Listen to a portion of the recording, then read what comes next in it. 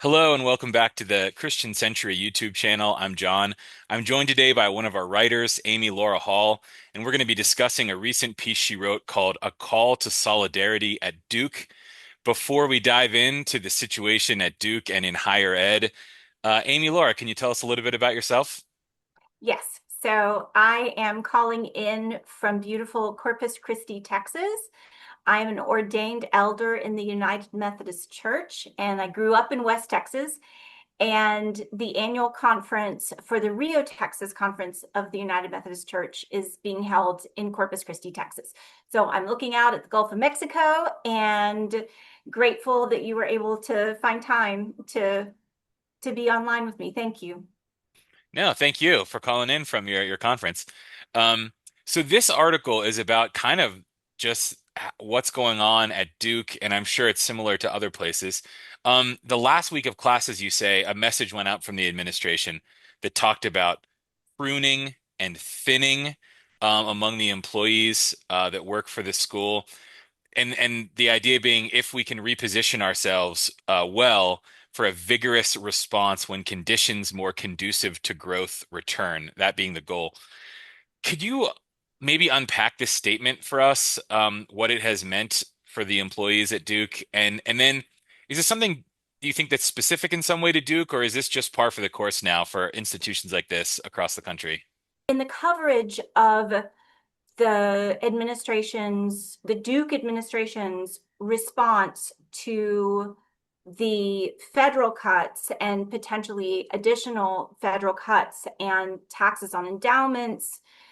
In coverage, journalists have noted that there are many peer institutions who are responding differently than pruning and cutting. There are two journalists for the Assembly. It's called the Assembly. It's out of North Carolina, and they do a lot of regional political coverage, and their coverage of different struggles within higher education in North Carolina is really quite good. So I would refer people to the Assembly to look up the links to the different announcements by the Duke administration and the timing of those announcements. But yes, as we were preparing for the end of class and getting ready for graduation weekend, we were looking at one another, wondering who among the support staff, who within the library system, who is going to be receiving these offers of early retirement. And because most faculty were not privy to the details of the pruning and cutting, which is the language that President Vincent Price used for this process, it's puzzling language. I'm actually I'm a little confused that he thought it was a good idea to use that language. But what many people who have been at Duke for a long time, and I've been here for 26 years, so I should have said that. I should tell people I've been on faculty at Duke since 1999. I came straight to Duke from Yale University, where I did my PhD in Christian ethics. And for many of us who watched how Duke handled the recession from the Great Recession from 2007 to 2009, many of us knew that the library system had already been cut back to the bone, that the library system had already been cut back such that staff were doing much more than their usual fair share at a Research One university. So, but we were also noting and hearing from individuals, because Duke is the largest employer, the largest private employer in the Triangle, and definitely by far the largest private employer in Durham, which is my home city now. Since 1999, it's been my home city. So I was hearing from neighbors, I was hearing from people at the grocery store, I was hearing from people through email who are being offered early retirement in their 40s. So across support staff that are really essential for student care and for the basics of running a fully functioning Research One university. So not every top tier university is responding in this way. People, if they're interested, can look up how Harvard is now is at this point handling the announcement of targeting by the current federal administration.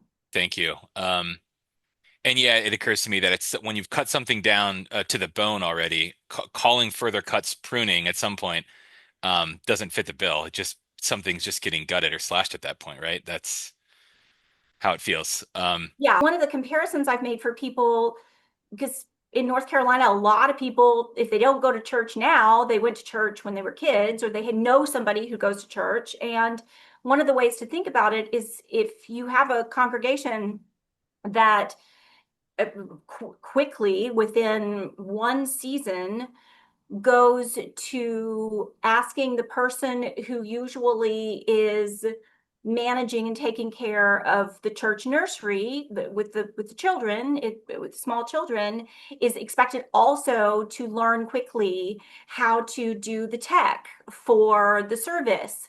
So when you have a streamlining of support staff, that language really matters. Support staff, when you have support staff expected to do more with less, it really will affect the congregants, right? So that's one way to think about the cutting of support staff is going to have an impact on, it's going to affect students, and it's going to be a lot of faculty and support staff who love our jobs and care about our jobs as vocations are going to be trying to fill in those gaps, right? So for a major research university, it's going to mean there are going to be faculty who are going to be doing a lot of administrative assisting work themselves, filling in the support, because we don't want our programs to falter. And what's that going to mean for our scholarship at a major research university? Because our scholarship is a big part of why we are at a school like Duke. Yeah, yeah. Thanks for explaining that. Mhm. So a big part of this essay is about a letter that has been circulated at Duke called Duke Don't Doge, which, among other things, I think calls for voluntary pay cuts from the highest paid employees to stem the tide of these layoffs. Um, the letter is viewed by some as quixotic, but your article says maybe a quixotic response is what's needed. I just wonder if you could tell us anything more, maybe even more recent updates since you wrote this article about this letter or about the ongoing conversations or actions happening at Duke related to all this. One of the tactics for dealing with a major change at a university that's implemented from sort of the top down is to do it during the summer. So there are quite a few faculty who are traveling. I'm traveling for a church meeting. There are people I've received messages from colleagues across the world who are doing research in the humanities and social sciences who are in different time zones. So in terms of mobilizing to promote true faculty governance, and I'll talk about that in a sec, it's a really difficult time to do that because people are many faculty are both both very concerned about what's happening and also juggling to try to get their scholarship, to try to get their research completed in the bit of time we have between semesters. So to talk about the letter a bit, so there is a group on campus that's also, it overlaps with Durham. I mean, everything at Duke overlaps in Durham. We're in Durham. We are not a bubble on an island. We are in a city. And a group called the Care Assembly put together this letter early on at the beginning of some of these announcements, and they worked on it. A group of people worked on it. And the way my colleague Michael Hart, who people can look up if they want to, he's a very senior scholar in the humanities and critical theory, and he called it a declaration. And I think that's one way to think about what the letter is. It's a declaration. One of the ways to think about it too that I've heard from colleagues is given the process, it was the one letter that the American Association of University Professors at Duke had in front of us to vote on. So there were other letters in the pipeline, but this letter came forward first. And so, in terms of an up or down vote, the very new chapter of the American Association of University Professors at Duke voted. Um, we have over 70 members, I believe, now of the AAUP chapter at Duke. Now that's among a faculty of many, many, many more than that, right? But out of 70 people, 29 members of the AAUP voted to sign the CARE Assembly letter. And so the AAUP, the American Association of University Professors chapter, is listed as one of the signers of the letter. And for many of my colleagues, it was the one letter in front of us to allow the AAUP to make some statement, as Michael Hart put it, a declaration. The way another colleague put it was that it is fantastical, but perhaps fantastical is at times an appropriate response to a situation that is itself nonsensical. And in terms of whether or not these cuts and the pruning and the cutting is necessary, most faculty, there may be faculty who are privy to all of the financial details, but most faculty are not. And so determining whether or not this is a realistic estimate of what absolutely has to happen is the pruning and cutting.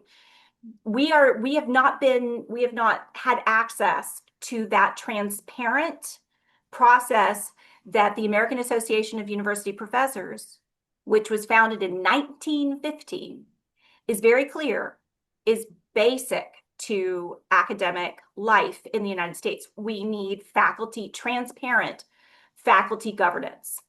And we do not currently, by my estimation, and by the estimation of the national AAUP, have truly transparent faculty governance during this moment that our administration at Duke is calling a crisis.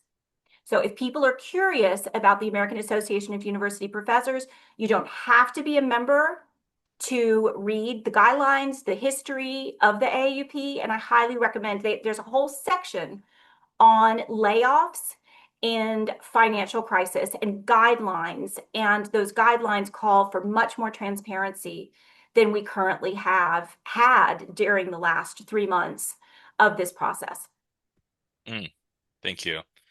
Speaking of things being nonsensical, there was a quote near the end of your essay I wanted to ask you about, the final thing that we'll chat about. Um, you said, "My title is Associate Professor of Christian Ethics. My specialty could be described as a sustained performance of nonsense."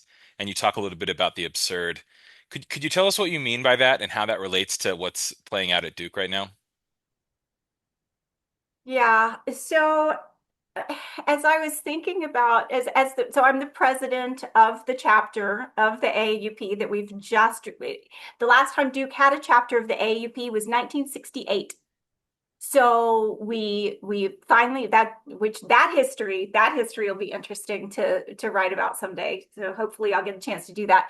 But as the president of this brand new restarted chapter of the AUP, as I was thinking about the different ways that colleagues across the humanities and social sciences were reading the letter and thinking about the letter, this call for top paid people at Duke to voluntarily take a pay cut and how people were viewing that, I was thinking, I thought, well, I mean, I believe in the physical presence of Jesus Christ in bread and the blood of Jesus Christ in a cup.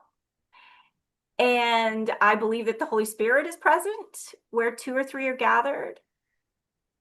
I believe in the inherent dignity of each and every human life, regardless of their fungibility or their utility, regardless of their use value within capitalism. So I thought, yeah, I can perhaps explain this letter by thinking about it as a Christian ethics professor at a major research university. I'll tell two stories. One is that in the middle of Duke University campus, we have a giant chapel that is what Duke, besides Duke basketball. So Duke Chapel would probably come second to Duke basketball. When the Divinity School built a whole new building, 3 years into my time as a faculty member, one of the things that was in the building plans that's right there now, right next to Duke Chapel, is another chapel. So we have another chapel right there in the middle of a major research university. And Marva Dawn, who she wrote a book, Marva Dawn wrote a book called A Royal Waste of Time, a book about worship. And she calls it a royal waste of time. And to have a major part of Duke University's main campus be dedicated to a royal waste of time is really interesting. That's worth noting that we have prime real estate dedicated to a royal waste of time. So it seems to me to be a plausible response to pruning and cutting to say that those who have come out on top in a competition for the struggle of survival of the fittest should consider giving some of their roses, doing some doing some pruning and cutting from their copious, their abundant abundant salaries that they could, yeah, you could make a case that that that would be a proper, fitting response to an economic crisis. And even if many people have noted this, because people do math, right? People do math. I don't, but I have many colleagues who are brilliant in math and statistics. Even if it did not make up for the shortfall that we are being told is the case at Duke, even if it didn't make up for the shortfall, it would it would say something significant to the people who do their amazing work at Duke in every aspect of the university. It would be meaningful. It would be significant, even if it didn't fix all the financial problems we are being told need Yeah. to be fixed. It would be an important act, I think, of solidarity, if nothing else. Yes. Yes. Well, you've given us a lot to think about. Thank you so much for your time, Amy Laura. Anyone out there who missed this article, you can find the link to it in the video description below, along with some other bonus links. We'll have the link to Amy Laura's blog, to her latest book, Laughing with the Devil, and I'll throw in like the AAUP national link Oh, as please, well. please. Um, Thank you. yeah, thanks so much for chatting today, Amy Laura. Thank you, John. Thank you so much for taking the time to take my words seriously. I appreciate it.